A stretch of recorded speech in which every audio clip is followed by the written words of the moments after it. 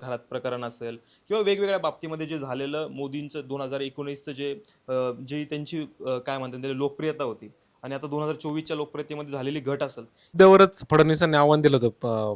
विरोधकांना की माझ्याशी येऊन कुणी पण डिबेट करा. की महिला आरक्षणाची गोष्ट करता आणि कशा पद्धतीने तुम्ही एक बंगालमध्ये एका महिलेच्या विरोधामध्ये लढताय. अतिशय म्हणजे आयर्नी ही की महिलांसाठी जो मोर्चा काढलाय असं जे सांगत होते त्यांना त्यांना एका महिलेनेच सडेतोड प्रत्युत्तर दिलंय. आणि कसं ते एका बाजूला महिलांच्या बाजूने आम्ही आहोत असं दाखवतात, पण महिलांना त्रास देत असताना त्यांचं ऐकत सुद्धा नव्हतं. त्या बाईचं त्या महिलेचा मुलगा बसमधून घरी चालला होता. ही जरा माहिती काढली तर शाळेतून घरी चालला होता आणि ती बस कुठेतरी फसली होती आणि ही दुसरीकडे फसली होती. ते मुलाकडे मोबाईल नसल्यामुळे तिला तो आता पताही लागत नव्हता की मुलगा कुठे आहे, ती कुठे आहे. त्याच्यामुळे तिचा जो काय होता तो आक्रोश चालला होता.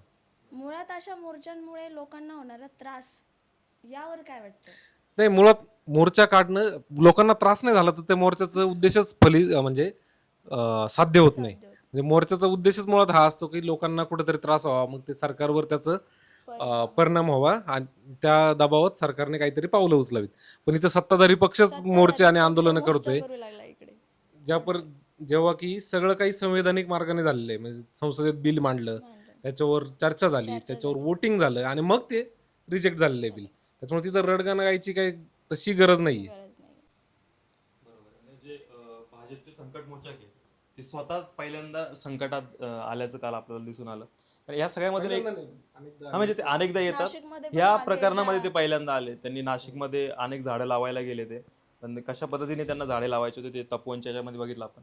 पण गेल्या काही म्हणजे 16 एप्रिलला जे बिल आलं संसदेमध्ये आणि त्याच्यानंतर भारतभरामध्ये एक जे टूलकिट दिलं भाजपने ते आपण बघतोय की आंतरराष्ट्रीय स्तरावरती जी भाजपची आता गेल्या काय भाजपचे म्हणता येईल की नरेंद्र मोदींची जे इराण इस्रायल आणि अमेरिकेतलं जे युद्ध सुरू आहे त्याच्यामध्ये जी भारताची भूमिका राहिली तर त्याच्यामध्ये एक नाचक्की भारताची झाली इव्हन मोदींची झाली.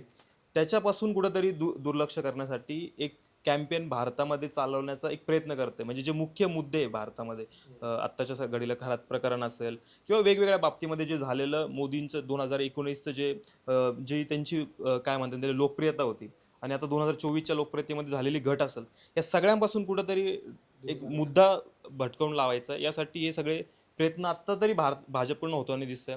तर तुम्ही पश्चिम बंगालमध्ये तुम्ही महिला आरक्षणाची गोष्ट करता आणि कशा पद्धतीने तुम्ही एक बंगालमध्ये एका महिलेच्या विरोधामध्ये लढताय.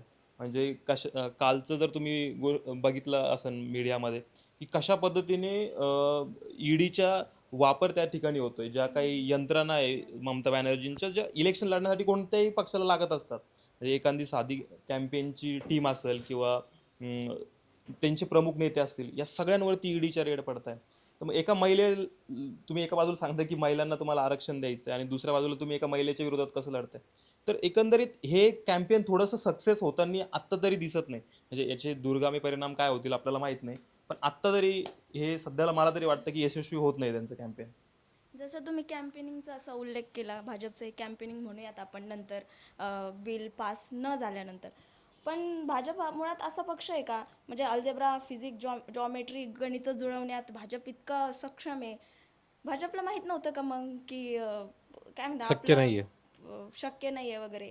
नाही बरोबर हिने जो आत्मसात एक मुद्दा मांडला की त्यांना माहित नव्हतं का की आपलं बिल पास होणार नाहीये. तर त्यांना माहित होतं की बिल पास होणारच नाही आपल्या संसदेमध्ये की डिलिमिटेशन आहे खासदारांची संख्या वाढवायची. 2023ला हा मुद्दा तर एकदम करेक्ट होता.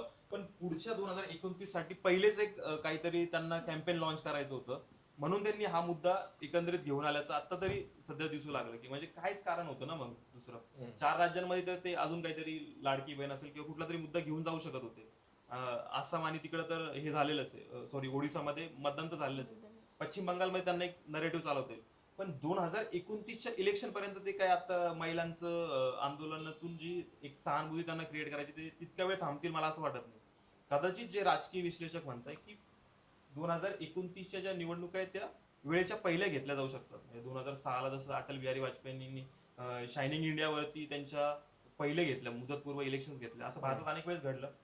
तसाही एक अँगल याच्याकडे आता लोक बघताय की तसंही होऊ शकतं म्हणून. पण या मुद्द्यावरच फडणवीसांनी आव्हान दिलं होतं विरोधकांना की माझ्याशी येऊन कुणी पण डिबेट करा. तर तुम्हाला वाटतंय का फडणवीस मग आता accept बऱ्याच केलंच जणांनी ना, ऍक्सेप्ट केलंय accept आव्हान, केलंच आहे ना. तर मग फडणवीस एवढे येतील का आता त्या स्टेजवर? ज्या स्टेजवर येण्याचं आव्हान त्यांनीच केलं होतं त्या स्टेजवर येतील का? राजकीय अशा आव्हानं कित्येकदा आपण होताना बघितलेले, कोण किती डिबेट करता आणि कोण किती येतं आपण पण बघितलेले. राहुल गांधीच फक्त थेट प्रेस कॉन्फरन्स घेऊन बोलतात, नंतर कोण बोलतं? मोदींनी पण बोलावं कधीतरी याच्यावर काय आलं थेट माहिती म्हणजे प्रेस. फडणवीसांनी जी पत्रकार परिषद घेतली त्याच्यात त्यांची जर बॉडी लँग्वेज बघितली म्हणजे ते एकदम शब्दाच्छल करायला त्यांच्या एवढं मला वाटत नाही की आता महाराष्ट्राच्या राजकारणामध्ये कोणी शब्दांच्या बाबतीमध्ये ग्रेट माणूस आहे म्हणजे शब्द कसे फिरवायचे काय करायचे.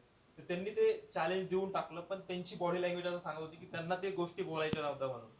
म्हणजे इतर वेळी कसं असतं की एक नरेटिव्हला एक सत्तेची जोड असते ना नेहमी, पण ह्या वेळेस नरेटिव्हला थोडीशी असत्तेची जोड त्यांची बऱ्यापैकी दिसत होती. त्याच्यामुळे आव्हान तर त्यांनी ते देऊन टाकलं आणि सुप्रिया सुळेंनी आणि प्रणिती शिंदे आणि आसिम सरोदे किंवा म्हणजे जनप्रतिनिधींनी पण स्वीकारलं आणि दुसऱ्या क्षेत्रातल्या लोकांनी सगळ्यांनी स्वीकारून टाकलं तर तेही त्यांच्यावरती कुठेतरी बॅकफायर झालं असं थोडं दिसलं. नाही, आणि त्यावेळेस पहिल्यांदा फडणवीसांनी जे उत्तर दिले ना, नेहमी त्यांचं त्या शब्दछलातून उत्तरं चालून जातात, पण यावेळेस पण स्पष्टपणे जाणवत होतं की कुठेतरी वेगळंच प्रश्न एक आहे आणि उत्तर काहीतरी वेगळंच चाललंय.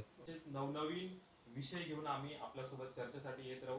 ही एकंदरीत चर्चा तुम्हाला काय वाटतं या चर्चेबद्दल आणि तुमचे काय मत आहे या सगळ्याबद्दल कमेंट करून नक्की कळवा. धन्यवाद.